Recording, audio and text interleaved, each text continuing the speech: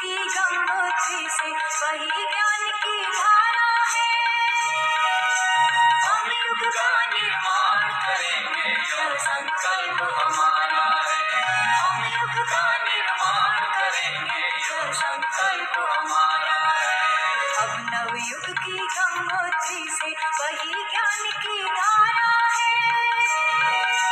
हम युग का निर्माण करेंगे, यह संकल्प हमारा है। हम युग का निर्माण करेंगे, यह संकल्प हमारा है।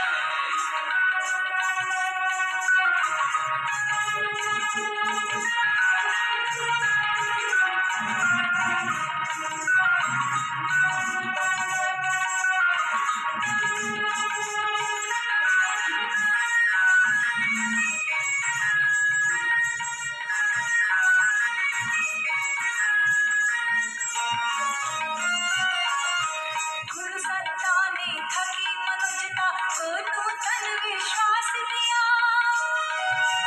पतितों के उद्धार के लिए उनने सदा प्रयास किया।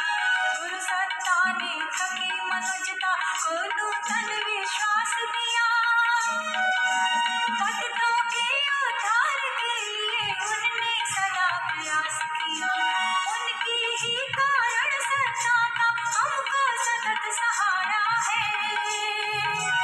उनकी ही कारण सत्ता का हमको सतत सहारा है।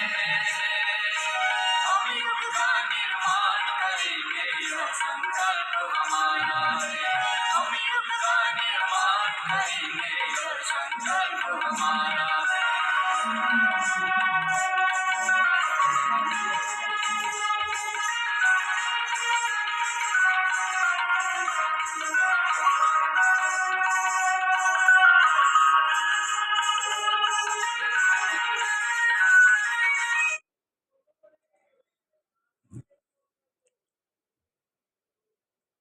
नमस्कार मित्रों, गायत्री मंत्र हमारे साथ साथ ओम भूर्भुवः स्वः तत्सवितुर्वरेण्यं भर्गो देवस्य धीमहि धियो यो नः प्रचोदयात्। ओम गुरु ब्रह्मा गुरु विष्णु गुरुदेवो महेश्वरा गुरु साक्षात् परब्रह्म तस्मै श्री गुरुवे नमः। अभी अभी आपने ये अद्भुत गीत सुना कि अब नवयुग की गंगोत्री से वही ज्ञान की धारा है। हम युग का निर्माण करेंगे, यह संकल्प हमारा है। आज का वीडियो ये मैं जानबूझकर हिंदी में बना रहा हूँ ताकि आप लोगों को उसको फॉरवर्ड करने में सुविधा हो। सबको आप लोग फॉरवर्ड कर सकते हैं। पहले वीडियो में आपने सुना अश्वमेध यज्ञ, परम पूज्य गुरुदेव परम वंदनीय माता जी की तप और साधना से और उनके संकल्प से, उनके संरक्षण में, उनकी प्रेरणा से सभी जगह पर संपन्न हुए। इसका नाम दिया गया था देव संस्कृति दिग्विजय अश्वमेध अभियान। और इसका पहला यज्ञ जो हुआ था अश्वमेध यज्ञ, वो जयपुर में संपन्न हुआ था 1992 में। उसके बाद में वो निरंतर ये प्रक्रिया चलती रही, जिसमें भारत में बड़ौदा में, लखनऊ में, गुना में, भिलाई में, हैदराबाद में, नागपुर में और विदेशों में, ब्रिस्बेन में, लॉस एंजलिस में, ऑस्ट्रेलिया में, ऐसी असंख्य जगहों पर ये यज्ञ संपन्न किया गया।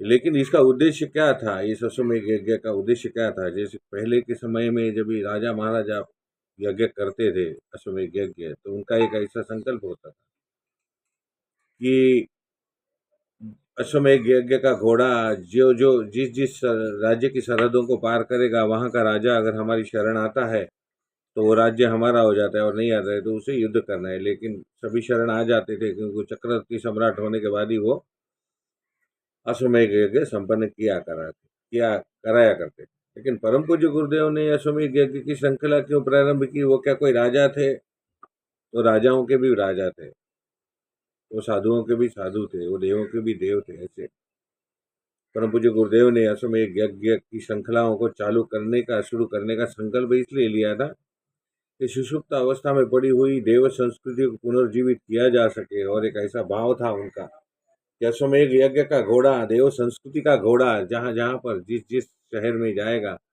वहाँ पर घरों घरों में देव संस्कृति की स्थापना होगी, देवत्व की स्थापना होगी। लोग सत् प्रवृत्तियों की ओर बढ़ेंगे, वहाँ का वातावरण शुद्ध और निर्मल होगा, लोगों को उपयोगी ऐसा वातावरण तैयार होगा, लोगों की प्रगति होगी, ऐसा एक भाव था। और उसी के साथ में जात पात धर्म आदि में बटे हुए इस भारत देश को एक सूत्र में बांधने के लिए यज्ञ का अर्थ है संगठन, संगतिकरण, एक सूत्र में बांधना।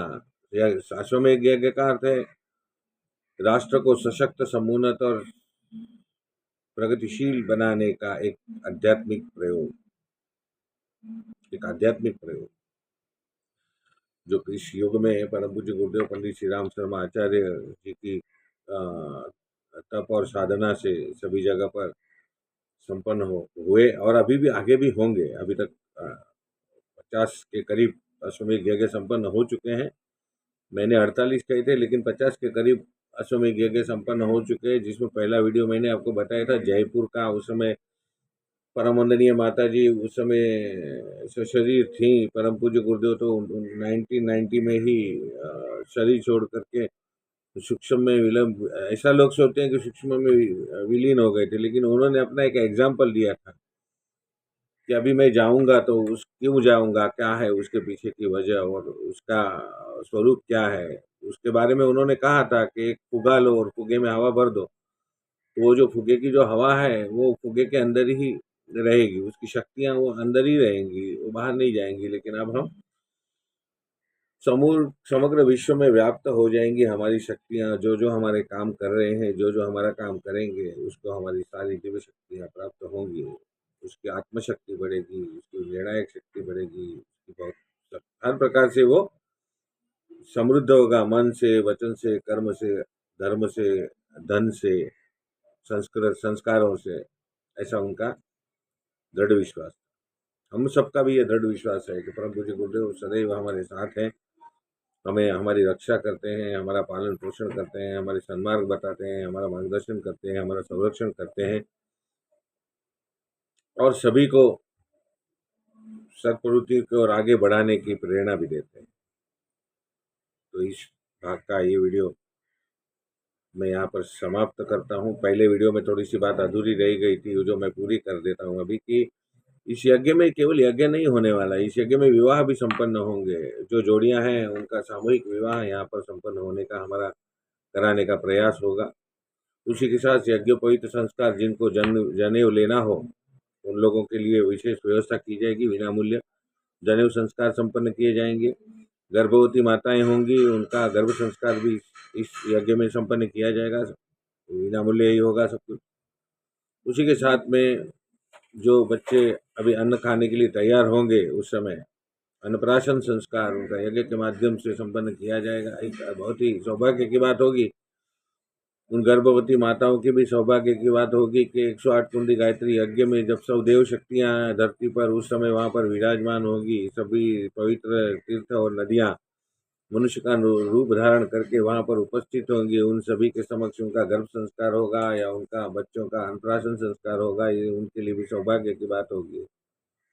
तो जो लोग भी ये बात इस विषय में सोच रहे हैं या ऐसा कुछ करना चाहते हैं, वे लोग अवश्य अपने नाम भी हमारे पास लिखवा रजिस्टर करवा सकते हैं।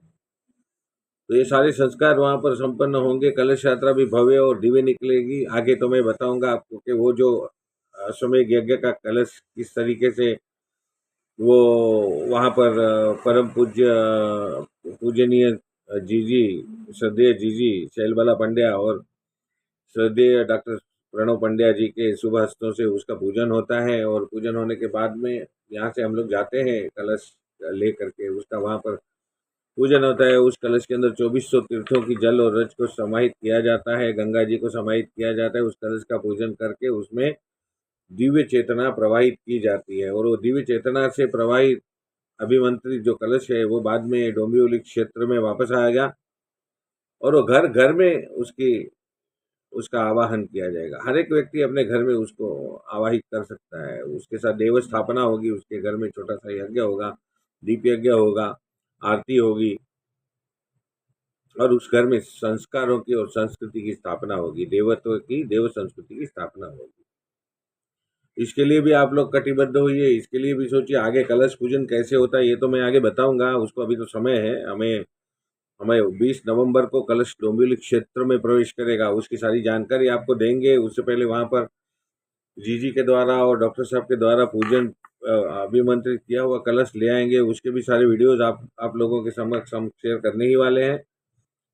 लेकिन अभी डोंबिवली के जो भी लोग हैं भावनाशील, वो सब तैयार हो जाएं इस बड़े आध्यात्मिक प्रयोग के लिए।